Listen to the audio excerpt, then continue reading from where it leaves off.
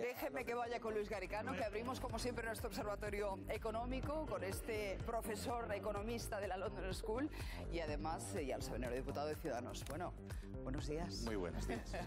En fin, pues voy a empezar con la subida de los tipos de interés, que estaba cantada, se nos había dicho que iba a ser el mes de julio. Ahora lo que sabemos exactamente es cuánto va a subir el día, el 21, un 0,25, y se nos anticipa que ya en septiembre puede ser un 0,50, con lo cual en octubre nos situaríamos en 0,75. ¿Qué significa esto para la economía? Bueno, para las familias supone que empieza a subir el Euribor y van a tener que pagar más por las hipotecas, pero lo más importante para la economía europea y española es que empezamos a ver divergencia en lo que llamábamos en la crisis, y la gente recordará, las primas de riesgo. Es decir, la deuda italiana y española ha reaccionado con preocupación. La gente no quiere comprar deuda italiana porque piensa, si empiezan a subir los tipos, Italia no se va a poder financiar. Y entramos en ese círculo peligroso en el que, si los inversores se asustan, las economías muy endeudadas como Italia y España no se pueden endeudar, no se pueden refinanciar. Fíjate, ayer la reacción del mercado de deuda italiana a la decisión del Banco Central Europeo ha sido, no diría de pánico, pero de miedo. Ha tenido una fuerte subida la deuda italiana, es decir, de tipos. Es decir, la gente dice, oye, yo no quiero comprar esta deuda italiana porque no sé si Italia se puede financiar. Y si eso empieza a suceder, nos encontramos en un problema. Y el Banco Central Europeo está intentando jugar este baile un poco complicado de vamos a subir los tipos, pero no vamos a dejar que España e Italia tengan problemas de financiación. Y estas dos cosas es difícil hacerlas a la vez porque estamos muy endeudados. Es complicado porque hablamos de susto o muerte, ¿no? De sí. momento optan por susto, pero ya veremos. Claro, qué pasa. Exacto, ellos dicen, vamos a subir los tipos para luchar contra la inflación.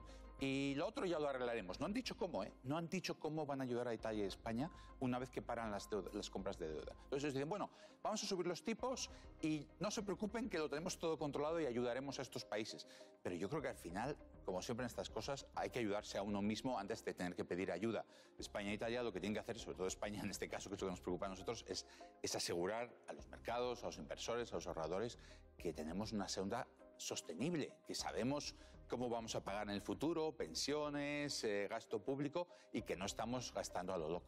¿Por qué volvemos a ser los últimos alumnos de la clase? ¿Por qué cada vez que la deuda se dispara, que la prima de riesgo nos inquieta, Italia y España están siempre mal situadas? Bueno, porque estamos muy endeudados y llevamos muchos años creciendo muy poco. Italia prácticamente no ha crecido desde el 95. España no ha crecido nada desde el 2007. Entonces son economías que tienen un problema de productividad, un problema de crecimiento, un problema de envejecimiento, y que gastan. Lo que hacen es, cuando llegan a fin de mes, dicen, uy, no he crecido, tiro de deuda. Y todo el crecimiento que estas economías han tenido, todo el gasto que hemos visto subir, lo han financiado con deuda, no con crecimiento adicional. Entonces, claro, la gente hace las cuentas y dice, oiga, estos señores ¿pueden seguir haciendo esto? ¿Pueden seguir esta familia que no llega nunca a fin de mes y se sigue endeudando? En algún momento dado, el banco le va a decir, oiga, usted nunca llega a fin de mes. Y ese es un poco el riesgo que corremos. Nos estás diciendo, Luis, que nuestro gobierno actúa como una cigarra. Vamos a ver qué pasa con las familias, porque claro, decías, la subida de los tipos se traduce de manera indirecta, Gonzalo, en una subida de las hipotecas. Hagan cálculos, porque a todo lo que se está disparando en la cesta de la compra hay que subir ahora el coste de la hipoteca. Sí, bueno, fíjate, vamos a ver, los tipos de interés o el precio del dinero, vamos a verlo someramente, fíjate, ahora está en un 0%, la previsión es que suba al 0,25 y en septiembre otra subida, no han dicho de cuánto, pero se prevé que llegue hasta el 0,75. Esto va a ser lo de los tipos de interés. ¿Cómo nos afecta? Preguntaba Susana, a todo el que nos preste dinero del banco, ya sea una hipoteca variable, ya sea un préstamo, ¿para qué? Para comprarnos, me da igual, un coche, abrir un negocio. El precio del dinero que nos deja el banco va a ser más caro, con lo que nos costará más devolverlo. En concreto, las hipotecas con interés variable, se calcula que la subida sea de momento de entre 400 y 600 euros anuales. Esto, mes a mes, implicaría entre 33 y 50 euros más al mes. De momento, es decir, si los tipos de interés no siguen subiendo, porque como sigan subiendo, Susana, Luis, probablemente tendremos que pagar más. Claro, ¿qué pasa si los tipos de interés siguen subiendo? Claro, que al final la inflación, el Banco Central Europeo solo tiene un objetivo y la tiene que derrotar. Entonces, al final la tiene que subir y subir, tiene que subir los tipos hasta que la inflación pare o hasta que provoque una recesión en la economía que baje de repente la inflación. O sea, aquí el problema es ¿Podemos hacer un aterrizaje suave en el que poco a poco la inflación va volviendo a su sitio? El Banco Central Europeo cree que sí, porque piensa que la mayor parte de la inflación es importada, es decir, energía que viene de fuera y comida que viene de fuera, alimentos. Pero claro, luego toda esa inflación se va transmitiendo al resto de la economía y lo vemos con la subyacente, que está al nivel, la inflación subyacente, que es la que quita la energía y los alimentos, que está al nivel más alto desde el 95. O sea, que ya empieza a extenderse esta subida de precios por la economía y luego, aunque la energía y los alimentos dejen de subir, ya tienes una inflación propia, ¿no? Entonces, ahí el problema es, ¿van a poder parar esta espiral inflacionista sin provocar una recesión?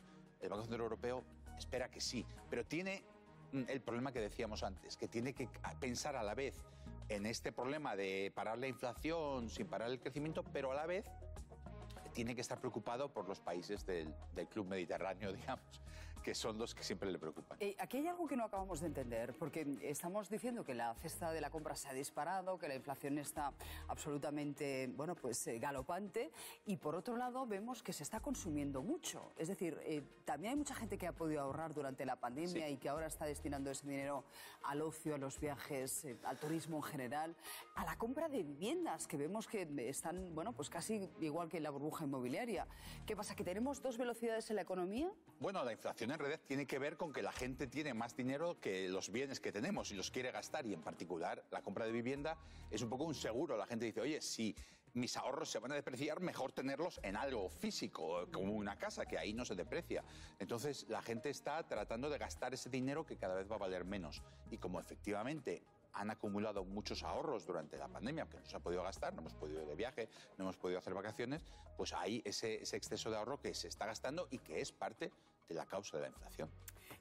Luego, le quiero preguntar por la crisis con Argelia, que ha tenido consecuencias imprevistas, porque desde el gobierno se nos aseguraba que, bueno, era una protesta casi simbólica la que hacía Argel, pero que no iba a tener mayores repercusiones, y de repente están en peligro unas exportaciones por valor de 3.000 millones anuales.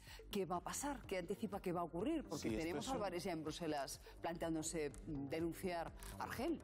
Sí, la verdad es que es una situación muy, muy delicada, porque, bueno, primero recordemos que no sabemos cuál ha sido el beneficio de toda esta operación. El gobierno no nos ha conseguido convencer de que hayamos conseguido nada de Marruecos. Hemos irritado al socio que más necesitemos en medio de una crisis energética sin saber si hemos conseguido nada a cambio. Pero, aparte de eso, Argelia en realidad nos está dando una señal. Nosotros decimos, vamos a por ellos en Bruselas. Muy bien, Europa nos dará apoyo, etcétera. Pero realmente Argelia tiene una herramienta mucho más seria contra nosotros, en la que Bruselas no nos puede ayudar, que es el gas.